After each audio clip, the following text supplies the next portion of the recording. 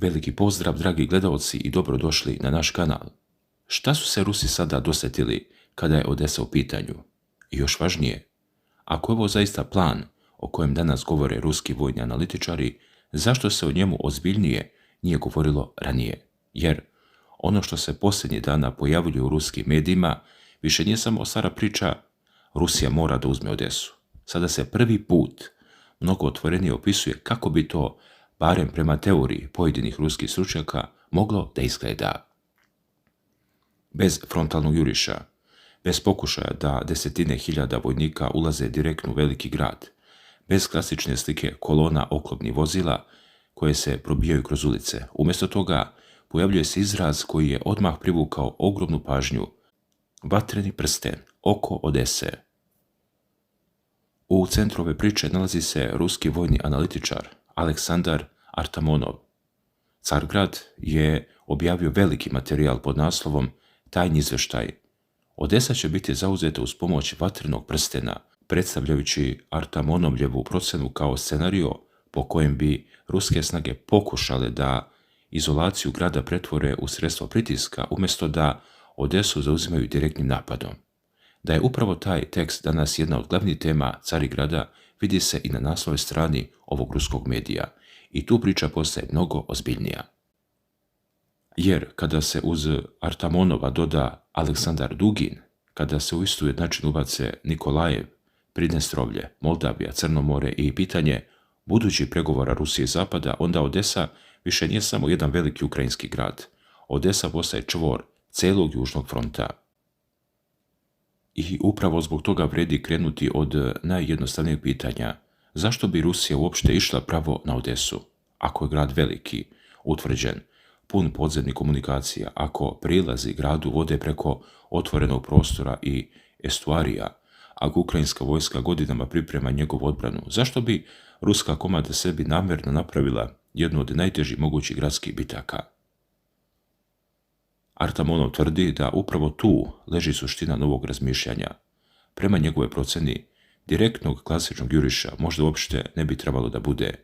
Njegova ideja je drugačija: izolovati Odesu, lomiti logistiku, prekidati određene komunikacije, gađati identifikovane vojne položaje i stvoriti situaciju u kojoj grad više nema normalnu vojnu vezu sa ostatkom Ukrajine.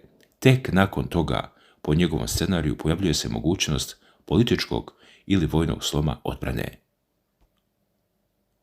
Drugim riječima, ne ulaziš odmah u grad, napraviš da grad više ne može normalno da funkcioniše kao vojno čvorište. To je ono što Artamonov naziva vatrenim prstenom. Naravno, ovdje mora odmah da se povuče jasna granica.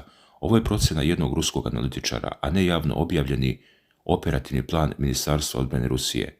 Nema nezavisne potvrde da je ruski generalštab usvojio takvu operaciju, niti da je odluka o kopnenom pohodu prema Odesi doneta, ali sama činjenica da se takva ideja sada otvoreno razrađuje u ruskom medijskom prostoru jeste zanimljiva. Jer postavlja se pitanje: da li su Rusi konačno zaključili da Odesu ne treba osvajati na način na koji se tradicionalno osvaja veliki grad? Možda je još zanimljivije šta se ista logika može primijeniti na čitav severozapadni deo Crnog mora. Pogledajte mapu. Odesa nije izolovana tačka. Istočno se nalazi Nikolajev, na zapadu je Moldavija, još zapadnije Rumunija i NATO, na severozapadu je Pridnestrovlje, na jugu Crno more. Ako se Odesa posmatra samo kao grad, teško je razumeti zbog čega joj Moskva pridaje toliki značaj. Ali, ako se posmatra kao ključ čitavog jugozapada Ukrajine, onda se slika menja. Odesa ima ogromnu ekonomsku važnost zbog luka, ali njen strateški značaj ne završava se na trgovini. Ko kontroliše ovaj prostor utiče na pristup Ukrajini moru, na rute prema Moldavi, na prostor prema Dunavu i na položaj Pridnestrovlja. Zato je Odesa mnogo više od još jednog grada na mapi, i upravo ovdje u priču ulazi Aleksandar Dugin. Dugin već dugo zastupa mnogo širu teritorijalnu viziju od one koju Moskva zvanično stavlja na sto. U najnovim nastupima ponovo govori o Odesi kao prostoru koje Rusija ne bi trebalo da ostavi pod kontrolom današnje Ukrajine. Jedan njegov razgovor od prije nekoliko dana čak je naslovljen: Ukrajina gubi Odesu, što pokazuje koliko je ova tema ponovo visoko u ruskom nacionalno-geopolitičkom diskursu. Prema navodima ruskih medija koje smo dobili uz ovu priču, Dugin ide i dalje i u istoj logici pominje 6 gradova: Harkov, Odesu, Nikolajev, Dnjepar, Zaporožje i Herson. Njegova teza je jednostavna, ali maksimalistička. Ako ti gradovi ostanu van ruske kontrole, Dugin smatra da Rusija ne može govoriti o punom strateškom uspjehu. Ipak, ljudi, to nije isto što je zvanična politika Kremlja i to je veoma važno. Dugin jeste utjecajan ideolog i komentator, ali njegove izjave nisu automatski odluke Vladimira Putina niti ruskog generalštaba. Međutim, kada se paralelno pojave Duginove političke teze i Artamonovljeva vojna teorija, onda dobijamo interesantnu kombinaciju. Dugin govori zašto, Artamonov govori kako. Dugin kaže, jug mora biti rešen, Artamonov kaže, možda se to ne rešava frontalnim napadom. I onda dolazimo do pitanja koje se samo nameće. Da li je Rusima trebalo više od 4 godine rata da dođu do zaključka da se Odesa možda ne uzima jurišem, nego izolacijom? Na prvi pogled to zvuči gotovo banalno, ali vojno gledano nije. Grad veličine Odese je noćna mora za svakog napadača. Visoke zgrade, industrijske zone, luka, veliki broj ljudi, podzemna infrastruktura, uske komunikacije, mogućnost pripreme velikog broja odbrambenih tačaka, čak i kada napadač ima ogromnu vatrenu nadmoć. Gradska borba troši vreme, ljude i tehniku, a iskustva Mariupolja, Bahmuta, Avdejevke i drugih mjesta pokazala su koliko čak i zato manji urbani prostori mogu biti skupi za obe strane. Zato Artamonovljeva ideja polazi iz potpuno drugačijeg pravca. Ne pitati kako ući u Odesu, nego kako napraviti situaciju u kojoj više nema potrebe za klasičnim jurišem. To je ogromna razlika. Po njegovoj teoriji, ključ je u presecanju komunikacija i sistematskom pritisku na identifikovane vojne položaje. U originalnom materijalu Artamonov govori o udarima na poznate vatrene tačke i objekte u kojima se nalaze ukrajinske snage. Njegov cilj, barem kako ga opisuje, nije da se grad pretvori u bojno polje u koje će pešadija odmah biti poslata, već da odbrana vremenom ostane bez mogućnosti normalnog funkcionisanja, ali ni tu ne treba otići predaleko. U materijalima koji sada kruže pojavljuje se tvrdnja da je Rusija navodno uspostavila potpunu pomorsku blokadu Odese i da je u samo jednoj nedelji potopljeno više od 20 zapadnih brodova.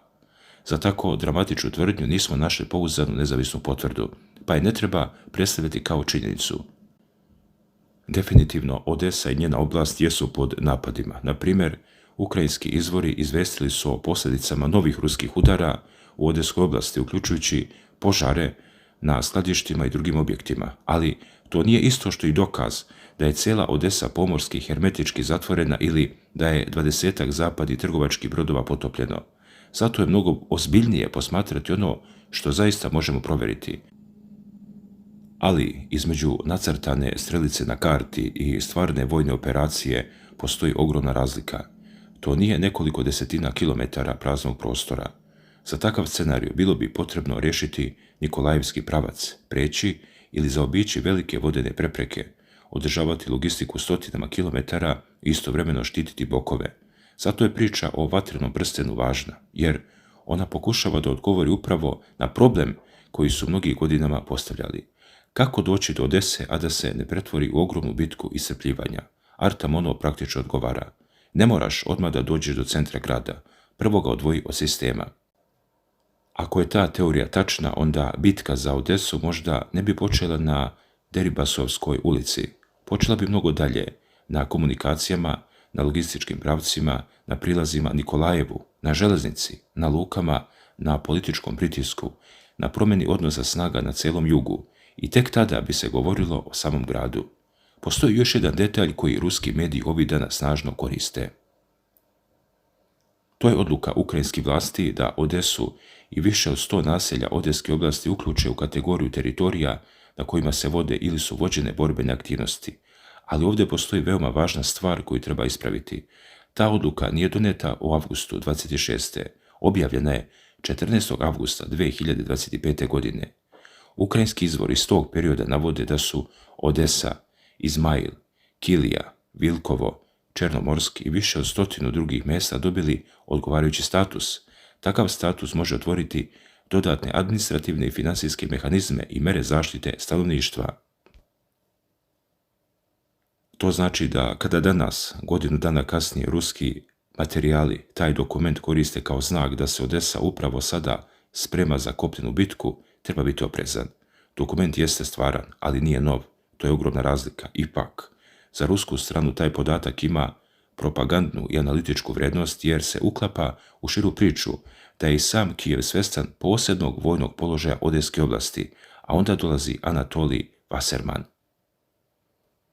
On podsjeća na istorijsku logiku borbi za Odesu i tvrdi da u eventualnoj budućoj operaciji ne mora nužno doći do frontalnog napada na grad. Njegova analogija ide ka Drugom svjetskom ratu, kada promjene položaja severno od Odese mogu natjerati branioce da se povlače iz straha od okruženja. I upravo tu se Wasserman i Artamonov jako polaze iz različitih uglova, približavaju istoj ideji. Odesa se možda ne rešava u Odesi. To je vjerovatno najvažnija rečenica čitave priče.